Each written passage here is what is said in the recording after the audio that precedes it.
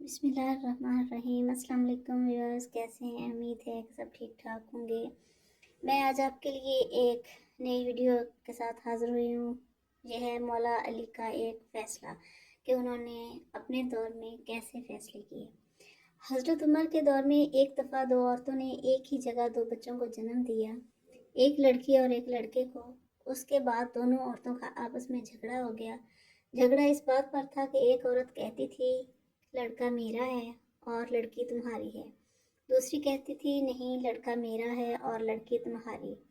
लोगों ने जब उनका झगड़ा देखा तो उन दोनों औरतों को हज़रत उमर के पास ले गए और सारा किस्सा सुनाया और कहा आप इनमें ठीक फैसला करें। हज़रत उमर ने कहा हज़रत अली को बुलाया जाए, वही इनका ठीक फैसला कर सकते हैं। जब हज़रत अली आए तो लोगों ने सारा किस्सा मौला अली को बताया तो मौला अली ने फरमाया इन दोनों औरतों को एक एक छोटा बर्तन दो और इन्हें कहो पर्दे में जाकर इन बर्तन में अपना अपना दूध लेकर आओ। जब उन औरतों ने दूध लाकर दिया तो मौला अली ने फरमाया कि एक मीज़ान लाया जाए। जब मीज़ान लाया गया तो मौला अली ने उस मीज़ान पर दोनों औरतों का दूध रखकर तोला तो एक का वज़न कम था, दूसरे का ज़्यादा। मौला अली ने फरमाया कि जिसके दूध का वज़न ज़्यादा है उसका लड़का है और जिसके दूध का वज़न कम है उसकी लड़की है। ये देखकर लोगों ने कहा या अली, आपने ये फ़ैसला कहाँ से और कैसे किया है? मौला अली ने फरमाया कुरान से। सब लोग अपने अपने घरों में जाकर कुरान खोलकर देखने लग गए कि कहाँ लिखा है दूध वाला किस्सा। रात भर कुरान से ढूंढ ढूंढ कर जब किसी को कुछ भी न मिला तो सुबह सब लोग मस्जिद में जमा हो गए और जब मौला अली मस्जिद में आए तो लोगों ने कहा या अली, आपने तो कहा था कल वाला फैसला आपने कुरान से किया है, मगर हम सब ने सारी रात कुरान से ढूंढा मगर हमें कुछ नहीं मिला। मौला अली ने फरमाया क्या कुरान में तुमने वो आयत नहीं पढ़ी कि मर्दों का हिस्सा औरतों से 2 गुना होता है?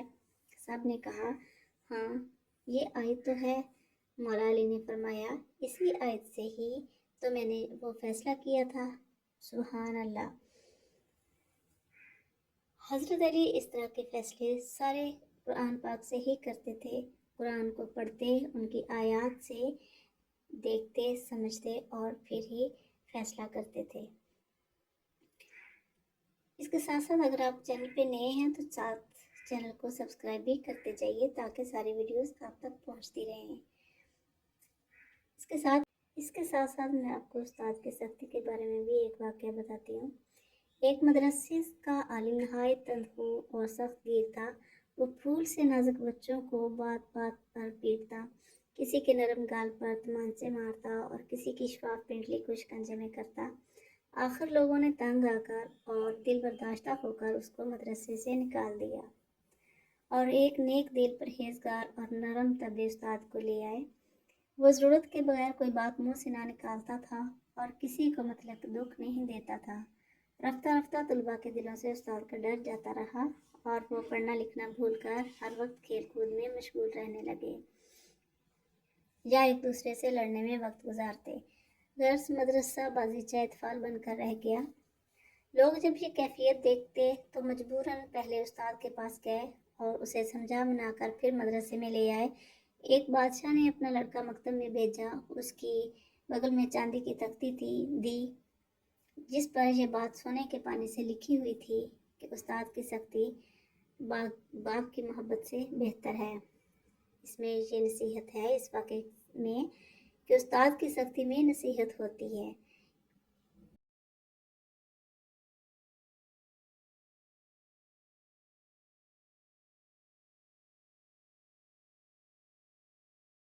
अगर वीडियो पसंद आए तो लाइक और शेयर ज़रूर कीजिएगा। अगर चैनल पर नए हैं तो सब्सक्राइब ज़रूर करें।